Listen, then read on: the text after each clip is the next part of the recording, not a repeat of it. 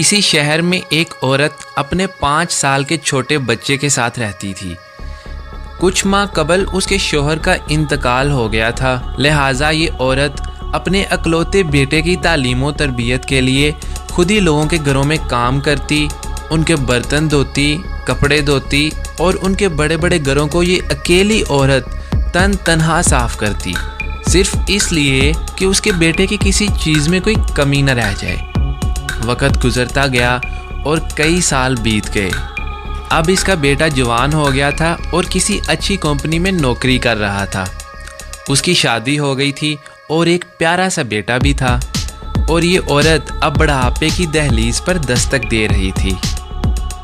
بیٹا شادی کے بعد اور نوکری ملنے کے بعد ماں کا احترام کرنا تو دور، اس کے ساتھ ڈھنگ سے بات بھی نہیں کرتا تھا۔ اس بوڑھی عورت کی زندگی میں صرف اتنا فرق آیا تھا کہ پہلے یہ غیروں کے برتن اور کپڑے دھوتی تھی اور اب اپنی بہو اور بیٹے کے۔ پہلے یہ دوسروں کے گھروں کی صفائی کرتی تھی، اب یہ بہو کے ہوتے ہوئے بھی اپنے گھر کی صفائی کرنے پر مجبور تھی۔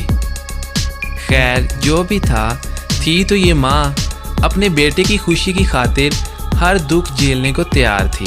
بیٹے کے پاس دولت کی کمی نہیں تھی، اللہ کی دی ہوئی ہر چیز اب اس کے پاس تھی، لیکن ماں کو اس نے گھر کے ایک الگ کمرے میں چھوڑ رکھا تھا، جہاں موسم کی شدت کو روکنے کے لیے کوئی بندوبست نہیں تھا۔ کئی دنوں کے بعد جب کبھی وہ اس کمرے میں جاتا تو ماں کو صرف گزرے وقت کی محرومیاں یاد کروا کر تانے دیتا اور لڑتا جھگڑتا۔ ایک دن سردیوں کی سرد شام میں اس کی ماں ایک پھٹے پرانے کمبل میں سکڑ کر بیٹھی سوچ رہی تھی کہ آج اس کا بیٹا کام سے واپس آئے گا تو وہ اسے نئے کمبل کا کہے گی، کیونکہ اس کمبل میں اسے بہت سردی لگ رہی تھی اور اب اس کی کمزور ہڈیوں میں اس سردی کو برداشت کرنے کی ہمت نہیں تھی۔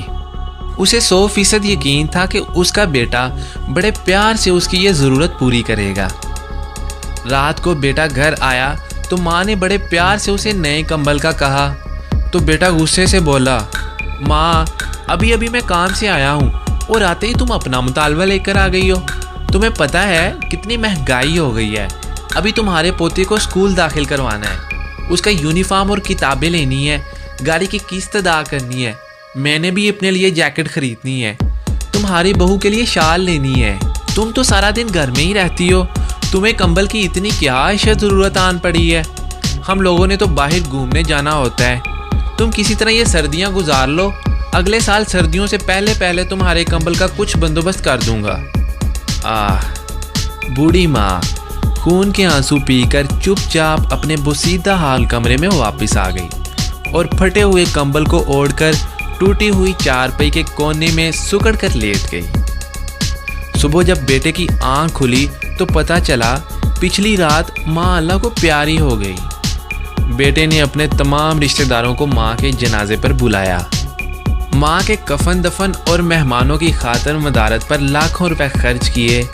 جو بھی جنازے میں شریک ہوا یہی کہتا کہ کاش اللہ ہر کسی کو ایسا بیٹا دے، مرنے کے بعد بھی ماں سے کتنی محبت ہے، لیکن انہیں یہ نہیں پتا تھا کہ دنیا والوں کو دکھانے کی خاطر جو بیٹا اپنی مری ہوئی ماں کے جنازے پر لاکھوں روپے خرچ کر رہا ہے، پچھلی رات چند 100 روپے کے کمبل کے نہ ہونے کی وجہ سے وہی ماں سردی میں سسک کر جان دے گئی۔ ماں کے جو قریب ہوتے ہیں دشمن بھی ان کے حبیب ہوتے ہیں۔ ماں جن کے پاس ہوتی ہے وہ لوگ کہاں غریب ہوتے ہیں۔ ماں جن کی زندہ ہوتی ہے وہ بہت خوش نصیب ہوتے ہیں۔